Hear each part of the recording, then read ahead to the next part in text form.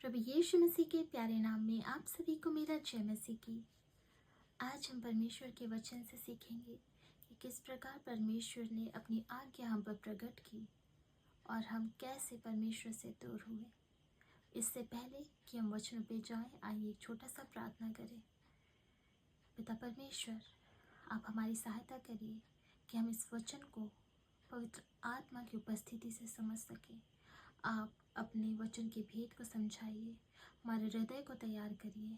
प्रभु जी, सुनने वाले कान को तैयार करिए और उनकी हर एक तकलीफ कष्ट को दूर करिए ताकि उनका पूरा ध्यान आपके वचन पर हो।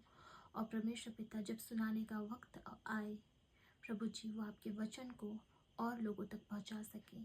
यीशु मसीह के नाम से मांगते हैं, आमीन। हालेलुया। परमेश्वर बहुत महान है। परमेश्वर ने इस सृष्टि का निर्माण किया। सृष्टि का निर्माण करने के बाद परमेश्वर ने आदम को बनाया। हम ये उत्पत्ति में पढ़े हैं। और छठवें दिन जब उसने आदम को बनाया मिट्टी से, तब आदम एक मिट्टी का पुतला ही था। परमेश्वर ने अपना श्वास क्या किया, उस पर फूंक दिया और आदम जीवित प्राणी बन गया। ये हम सभी जानते हैं कि परमेश्वर ने कैसे सृष्टि का निर्माण किया, कैसे आदम को बनाया। पर परमेश्वर ने आदम को बनाने के बाद उसके लिए एक घर तैयार किया। जैसे हमें रहने के लिए घर की आवश्यकता होती है, वैसे ही आदम के लिए परमेश्वर ने सोचा उसे घर की आवश्यकता है। उसके लिए घर तैयार किया, एक परिवार तैयार किया। वो था अदन की वाटिका। परमेश्वर ने आदम को बनाने के बाद अदन की वाटिका में रख दिया, जो कि उसके लिए एक घर था, जो कि परमेश्वर ने बनाया था। वहाँ पर जीव जंतु रखे, पेड़ पौधे रखे। पेड़ पौधों से वो अपने लिए भोजन तैयार कर सकता था। और जो जीव जंतु थे वो आपस में प्रेम के साथ रहते थे। वो एक परिवार थे। परमेश्वर ने जब आदम को बनाया और अदन की वाटिका में रखा, तब वहाँ पे दो चीज़ें और रखी। वो था जीवन का वृक्ष और दूसरा था भले और बुरे के ज्ञान का वृक्ष। जीवन का वृक्ष अगर उसका कोई फल खा ले तो वो अनंत तक जीवित रहेगा। पर आज का टॉपिक हमारा ये नहीं है। हमारा टॉपिक है भले और बुरे के ज्ञान का वृक्ष। परमेश्वर ने जब भले और बुरे के ज्ञान का वृक्ष वहाँ पे रखा और आदम को जब वहाँ पर अदन की वाटिका पे रखा, तब परमेश्वर ने उसे आज्ञा दी। आज्ञा क्या थी? मेरे साथ निकालिए। आप एक पेन कॉपी लेकर बैठिए। जो हम वचन यहाँ पे सीखेंगे उसे आप नोट करते चलिए, ताकि आपको याद रहे कि आप क्या सीख रहे हैं और आप लोगों को भी बता सकें। तो मेरे साथ निकालिए उत्पत्ति 2:17। परमेश्वर ने आज्ञा दी, इस वृक्ष के फल ना खाना, जिस दिन ये फल खाएगा उसी दिन अवश्य मर जाएगा।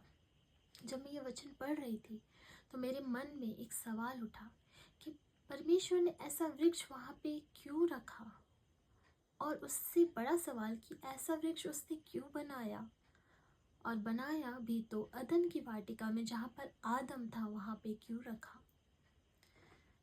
ये जानने से पहले हम ये जानते हैं कि हमारा परमेश्वर के साथ संबंध कैसे है, कैसे हम परमेश्वर से जुड़े हुए हैं।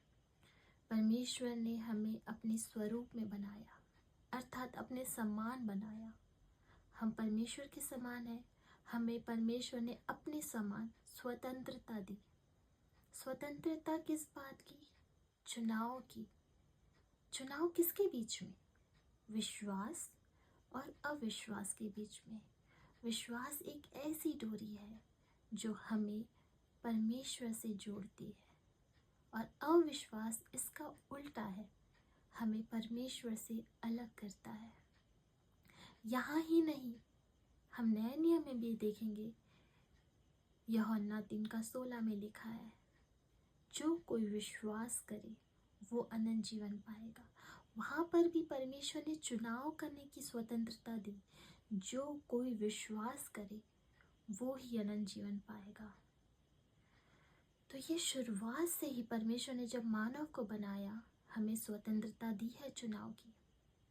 तो वापस हम अपने सवाल पर आते हैं, परमेश्वर ने ऐसा वृक्ष क्यों लगाया? जवाब है आज्ञा पालन।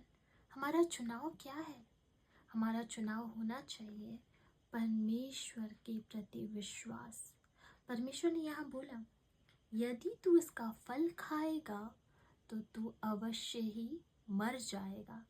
अगर आदम विश्वास करके उस फल को ना खाए, परमेश्वर और आदम के बीच का जो संबंध है वो और क्या हो जाएगा? मजबूत हो जाएगा।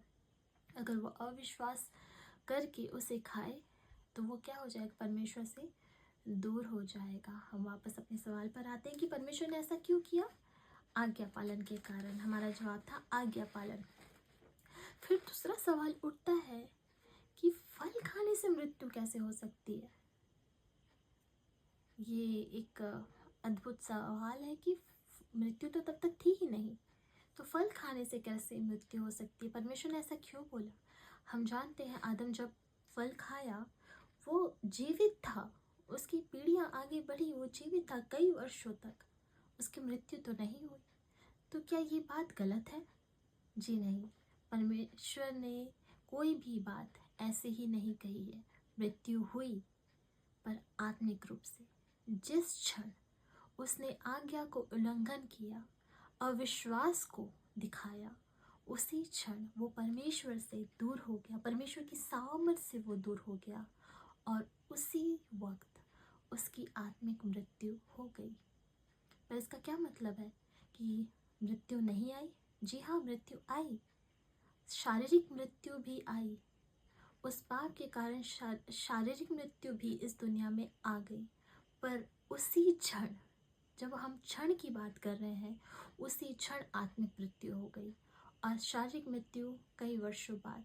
जो आदम अनंत जीवन तक परमेश्वर के स्वरूप में बनाया गया है तो वो अनंत काल तक जीवित रहेगा, पर उसकी एक गलती, अविश्वास के कारण, आज्ञा उल्लंघन के कारण उसने मृत्यु को चख लिया। उसके कारण संसार में मृत्यु आ गई। हालेलुया। आज्ञा उल्लंघन नैतिकता का नाश है। नैतिकता वही बातें जो परमेश्वर ने हमारे अंदर डाली है। अगर हम ये देखें कि परमेश्वर अद्भुत सामर्थ्य से आदम को घेरे हुए थे, तो वो बहुत ही अद्भुत है। सचमुच ये अद्भुत बात भी है और एक अद्भुत अनुभव भी है।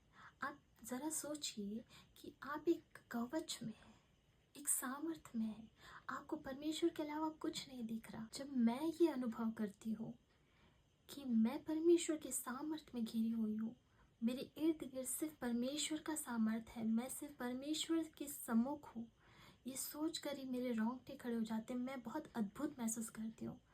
तो वैसे ही आदम भी था जो परमेश्वर की सामर्थ्य में था, उसे परमेश्वर के अलावा कुछ नहीं, स्वयं परमेश्वर उससे बात करते थे। ये बहुत ही अद्भुत है सचमुच। ओ प्रभु धन्यवाद। वो गलती से, वो एक आज्ञा उल्लंघन से, वो सामर्थ, वो जुड़ाव आदम को परमेश्वर से क्या किया? अलग कर दिया। आज हम परमेश्वर से अलग हैं। क्यों? क्योंकि हम परमेश्वर की आज्ञाओं को नहीं मानते। यहाँ पे एक छोटा सा सवाल और उठता है, आज्ञाकारिता विश्वास से कैसा जुड़ा हुआ है, या विश्वास आज्ञाकारिता से कैसा जुड़ा हुआ है? इन दोनों का एक दूसरे से गहरा संबंध है। कैसे? रोमियो में कहता है 16:26, मेरे साथ पढ़िए। विश्वास से आज्ञा मानने वाले हो जाएंगे। यहाँ पे मैं पूरा वचन नहीं पढ़ रही हूँ, एक छोटा सा वचन का एक भाग है। विश्वास से आज्ञा मानने वाले हम क्या हो जाएंगे? बन जाएंगे। वहीं 1:5, रोमियो 1:5 में लिखता है, सब जाति के लोग विश्वास करके उसकी माने, मतलब उसकी आज्ञा को माने। आज्ञा क्या है? पूरा वचन जो बाइबल है वो पूरा ही पूरा आज्ञा है जो परमेश्वर ने हमें दिया है। परमेश्वर ने अपने वचन को अपने नाम से ज़्यादा महत्व दिया है। तो आप इससे समझ सकते हैं कि वचन और आज्ञा मानना कितना महत्वपूर्ण है। स्वयं यीशु ही आज्ञा को माने, वचन का पालन किए, आप इब्रानी खोल के देख सकते हैं। इब्रानी में लिखा है 5:8 और 9 में, पुत्र होने पर भी यीशु आज्ञा माननी सीखी। वो आज्ञा मानना सीखा, उन्होंने आज्ञा पालन किया। क्यों? ताकि वो एक एग्जाम्पल, एक उदाहरण रख सके कि देखो, मैं यदि आज्ञा पालन करता हूँ तो आप भी आज्ञा पालन कर सकते हैं। यदि आप विश्वासी हैं तो आप ज़रूर परमेश्वर के वचन को मानेंगे, उसकी आज्ञा का पालन करेंगे, उस पर चलेंगे। और यदि आप आज्ञा मानते हैं तो आप ज़रूर एक विश्वासी हैं। हालेलुया! ये बहुत अद्भुत है, सचमुच बहुत अद्भुत है। जब मैंने ये पढ़ा मुझे अद्भुत रीति से आनंद की प्राप्ति हुई। यहाँ भी एक और सवाल उठता है कि शैतान ने केवल हवा को ही क्यों चुना, आदम को क्यों नहीं? तो कई लोग जवाब देंगे कि स्त्री को बहकाना बहुत ही आसान है, वो आसानी से बहकाई जा सकती थी, इसलिए शैतान ने हवा को चुना। पर नहीं, इसका जवाब ये नहीं है। जब आप बाइबल को गहराई से अध्ययन करेंगे तो आपको इसका जवाब बाइबल से ही मिलेगा। जब परमेश्वर ने आदम को आज्ञा दी तब तक हवा बनाई ही नहीं गई थी, और डायरेक्टली आदम को परमेश्वर के द्वारा आज्ञा मिली। परमेश्वर ने डायरेक्ट आदम को आज्ञा दी, पर हवा को आदम के द्वारा वो आज्ञा मिली कि इस फल को नहीं खाना है। कहीं ना कहीं सामर्थ्य की कमी हो रही है। परमेश्वर के मुख से निकला हर एक वचन सामर्थ्य है। जब परमेश्वर ने आज्ञा दी वो सामर्थ्य निकलकर आदम को मिला, पर जब आदम ने हवा को बताया वो सामर्थ्य की कमी थी। दूसरा हम ये भी देख सकते हैं, इस रीति से देख सकते हैं कि आदम परमेश्वर से बातें करता था। परमेश्वर जब भी उससे मिलने आते थे वो प्रत्यक्ष रूप से परमेश्वर से बातें करता था, ना कि हवा। यहाँ पर भी सामर्थ्य की कमी है। और एक पॉइंट हम देख सकते हैं कि जब हवा अकेली थी तब शैतान ने उसे बहकाया, ना कि जब दोनों साथ थे। आदम को चाहिए था कि वो अपनी पत्नी हवा के साथ रहे, ना कि उससे अलग रहे। अगर वो उसके साथ रहता तो वो कभी बहकाई नहीं जा सकती थी, क्योंकि हवा को सामर्थ्य कहाँ से मिलता था? आदम के द्वारा, और आदम को परमेश्वर के द्वारा। ये हम नए नियम में भी देखते हैं, जहाँ प्रभु यीशु मसीह ने कहा कि हे स्त्री, तेरा सर कौन होगा? तेरा पति होगा। पति का सर कौन होगा? परमेश्वर, यीशु मसीह होंगे। उसी प्रकार से यहाँ पे भी सामर्थ्य का बहाव कैसा है? परमेश्वर से आदम को, आदम से हवा को। अगर आदम और हवा अलग हो रहे हैं तो कहीं ना कहीं हवा में सामर्थ्य की कमी हो रही है, वो सामर्थ्य से जुड़ी हुई नहीं है। यही एक कारण है कि शैतान ने हवा को चुना, कि वो आसानी से क्या हो सकती थी? बहकाई जा सकती थी। क्यों? क्योंकि वो सामर्थ्य में नहीं थी। आज भी हम देखते हैं जो कमज़ोर है शैतान उसी को चुनता है ताकि उसे बहकाए और उसे क्या करे? गिरा दे, मसीह से क्या करे? दूर कर दे। हमें मजबूत होना है। यहाँ तक वचन में लिखा है कमज़ोर को अपनी संगति में ले ले ताकि वो मजबूत किया जाए। हमें जब भी हमें आसपास कोई कमज़ोर दिखता है उसके लिए प्रार्थना करें कि प्रभु इसे संभालिए, उसे मजबूत करिए ताकि वो आपसे जुड़ा हो, शैतान उसे ना बहका सके। हमारे आसपास हमारे परिजनों, हमारे दोस्तों के लिए हमें प्रार्थना करने की आवश्यकता है। जिस प्रकार शैतान ने हवा को बहकाया, वैसे हमारे दोस्त, हमारे फैमिली मेम्बर कोई ना बहकाया जाए और वो परमेश्वर से दूर ना हो पाए। हम वापस अपने टॉपिक पे आते हैं जहाँ पे शैतान ने हवा को बहकाया और हवा क्या हुई? बहक गई। क्यों? सामर्थ्य की कमी थी। अगर सामर्थ्य की कमी नहीं होती शैतान उसे बहका पाता ही नहीं। यहाँ पे और एक सवाल उठता है कि शैतान ऐसा क्यों किया? इसका जवाब है जलन। शैतान नहीं चाहता कोई भी मसीह में बढ़े।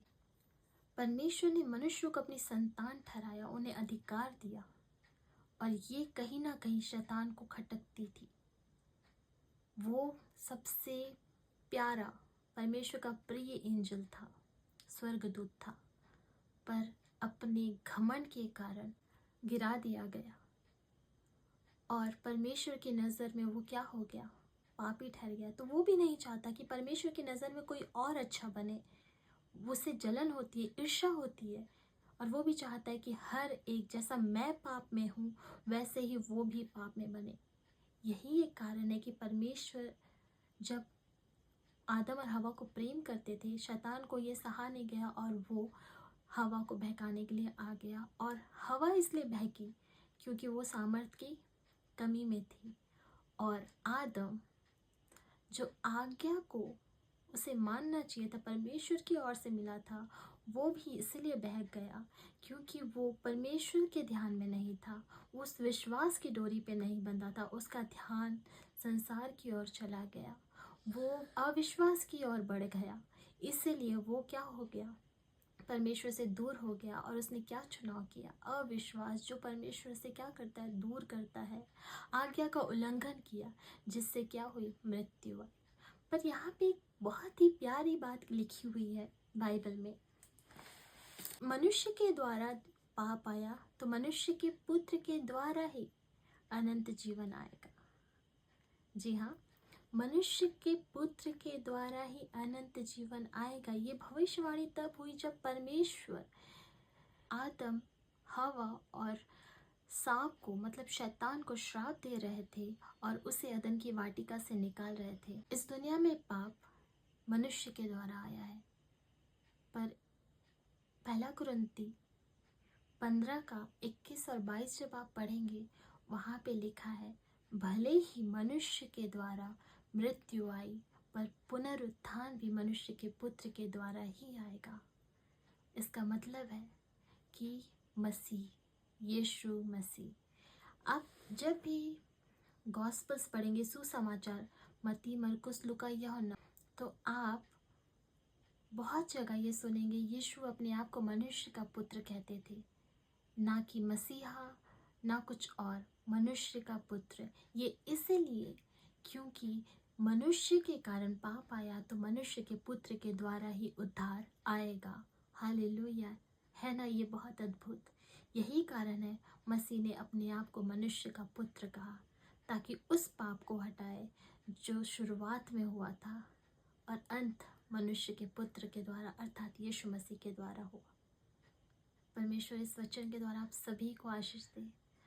मुझे उम्मीद है कि आप कुछ नया सीखे।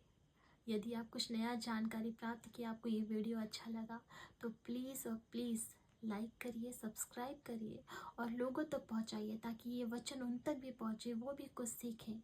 आप हमारे साथ जुड़े, चैनल को सब्सक्राइब करिए, क्योंकि इसका कोई रुपया नहीं लगता, ये फ्री है। आपके इस एक सब्सक्राइब से, आपके एक लाइक से ये वीडियो और बढ़ सकता है, लोगों तक पहुंच सकता है। हमें ज़रूरत है इन दिनों मसीह के वचनों को फैलाने की, क्योंकि जिस तरह से पाप बढ़ रहा है, मसीह के आने का समय है। ज़्यादा से ज़्यादा मसीह का वचन लोगों तक पहुँचे, ताकि वो भी उद्धार पाए और स्वर्ग राज में हमारे साथ रहे। प्रभु यीशु मसीह के नाम से मैं आप लोगों के लिए प्रार्थना करती हूँ। प्रभु जी, जो ये वचन अंतिम क्षण तक सुने हैं, प्रभु इस वीडियो को देखें, प्रभु ने आशीष दीजिए और प्रभु ने शक्ति दीजिए कि ये वचन को लोगों तक पहुंचा सके। और प्रभु जी, लोग उद्धार पाए वचनों से, आपके प्रेम से, आप पर विश्वास करके, यीशु मसीह के नाम में, आमीन। आप सभी का दिन शुभ हो।